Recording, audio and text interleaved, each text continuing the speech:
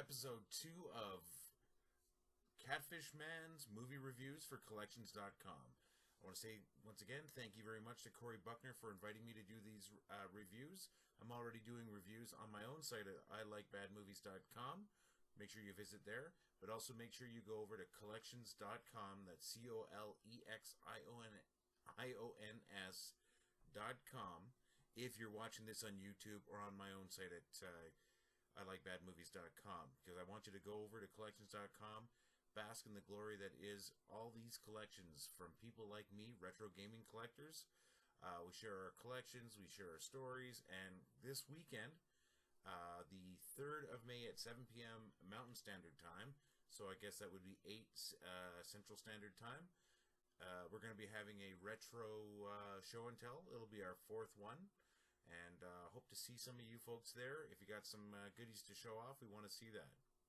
So, I want to say I'm sorry for the delay between the first episode, my review of Super Mario Brothers, and then this review, my second review. This is going to be The Last Starfighter. Now, initially, I was going to do Tron, but with some subtle suggestions from Megatron's Fury, as well as Corey himself, let's do The Last Starfighter. Now, Last Starfighter came out in 1984, considered a classic science fiction movie now. Back in 84, I was 14 going on 15. You can do the math to figure out how old I am. I watched this movie one summer afternoon with my buddy Craig. We were best buddies back at the time. And he came out raving about the movie. I came out kind of a little disappointed. Probably the only 14-year-old that was disappointed by this movie. Now, over the years, my opinion has changed. I'll get into that, shortly. But first, why don't we check out the trailer for The Last Starfighter, and when we come back, I will give you my brief review. Not going to be anything super long. And, we'll discuss a little bit. I'll explain why I didn't like it then and why I do like it now. So, that said, here's the trailer for The Last Starfighter.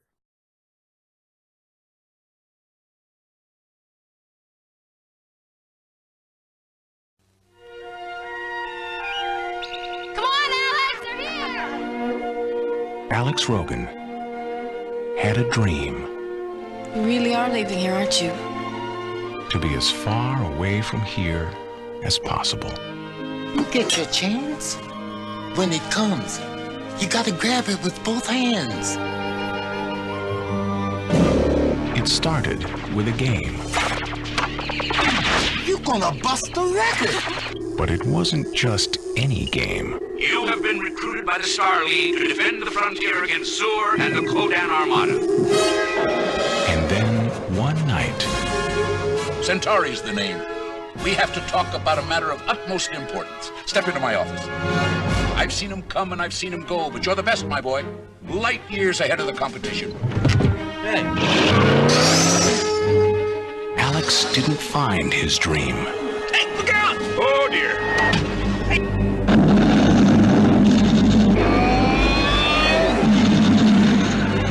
His dream found him. Where are we? Welcome to Rylos, my boy. A world on the brink of destruction.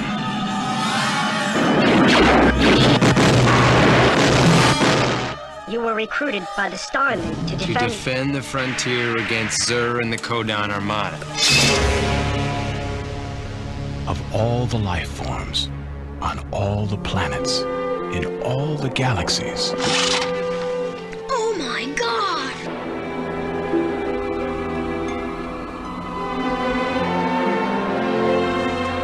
One has been chosen.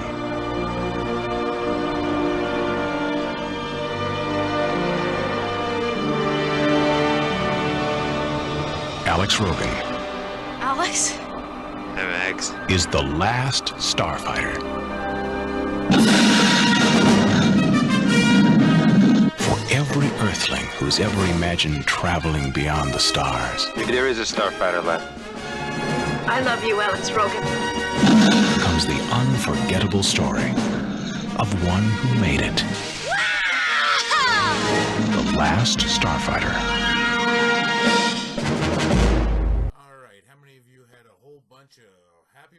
come rushing back after that. Yeah, well, you know, like I said, when I was 14 walking out of the theater, I was pretty disappointed. And I know that's weird to say, especially being a 14-year-old and sci-fi and explosions and good guy gets the girl, all that stuff. I'll get into that in a bit.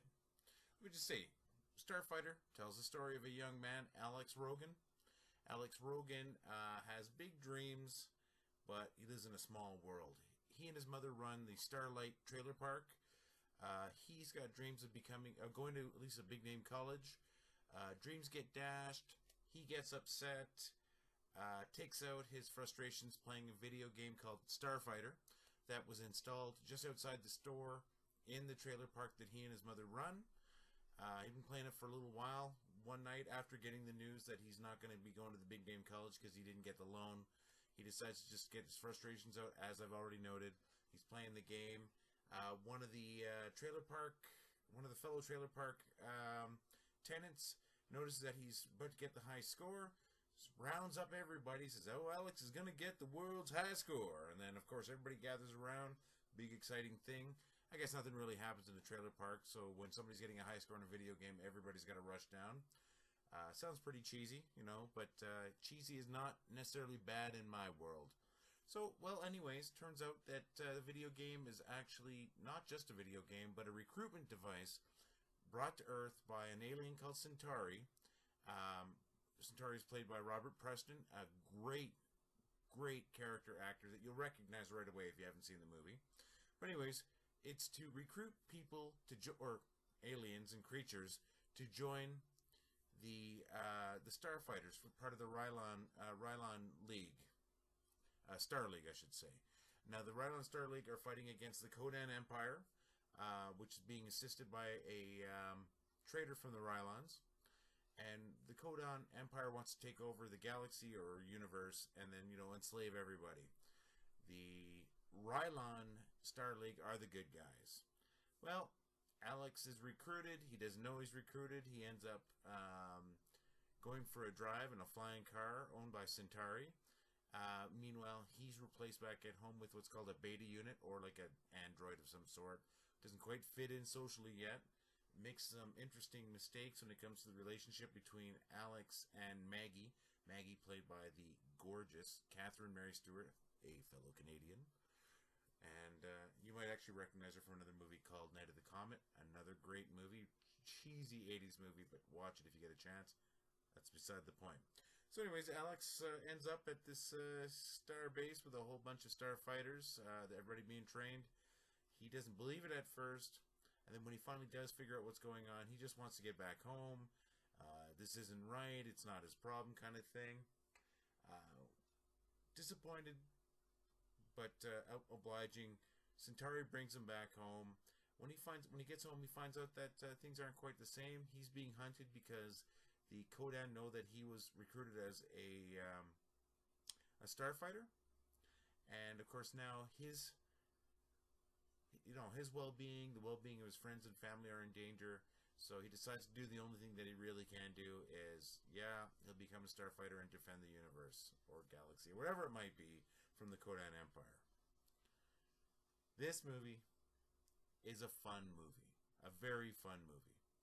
Now, when I was 14, as I mentioned earlier, I was a little disappointed. I'm going to tell you why. This is one of the earlier movies to use a lot of CGI. This and Tron. Now, I think more so in this case. This is a little farther along the line. Tron came out earlier than Last Starfighter. Last Starfighter used CGI for the ships and everything like that. They look good. My issue when I was 14 was they look too good. Too clean. They look like they've just been stamped, put out there. Lighting's perfect. There's no dirt. There's nothing to make these things look like they've ever been used before. When you're looking at a movie like Star Wars where they used all sets and models, they were able to actually shade in there because it's done by hand, done by paint, make it look like it's not a brand new device, it's lived in. Or look at the movie like Aliens, when they're walking around the ships, there's garbage on the floor, it's not a pristine environment. So I found that it kind of took away from the realism. Everything looked just too perfect, too computer generated. Now that it's a long time since I first saw the movie, having rewatched it, I love the movie. It's pretty typical. There's a guy who's got a girl. He has to save the world or the universe. He pushes back at first, ends up doing the right thing. Of course, there's a good, a happy ending. This is a movie made for teens and such. So, happy ending, some special effects, some explosions, aliens, some half-decent acting. I mean, we've got Lance Guest as Alex Rogan. We got Chris Hebert as Louis Rogan. That's his little brother, precocious little brother. Some really funny scenes between the little brother and the beta unit, aka Android, and Alex himself when they're both in the room at the same time when Louis is supposed to be sleeping. And then, of course, we got Maggie, played by Catherine Mary Stewart. And then you got Grig, who is the sort of the navigator and sidekick for Alex as a starfighter. Grig, played by the great Dan O'Harely. Watch this movie. If you haven't seen it for years, treat yourself and watch it again. If you haven't seen it before, hey, go in and watch it. Keep an open mind. It's a fun movie. It is from the 80s, but it aged well, I believe. I said that thing with the special effects still there, but I got past it. It's absolutely enjoyable. I think you should go out and watch it. Watch it today if you can.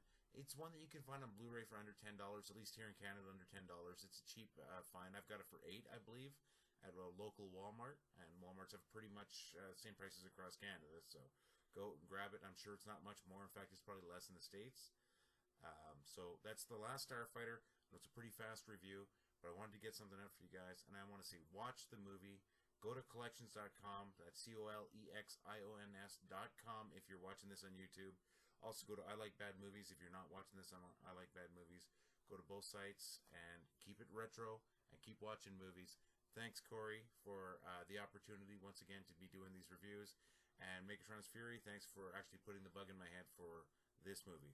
Now, I got a couple other ones under my belt that I've already watched, so those will be coming out soon, hopefully a lot sooner than this to get this one out.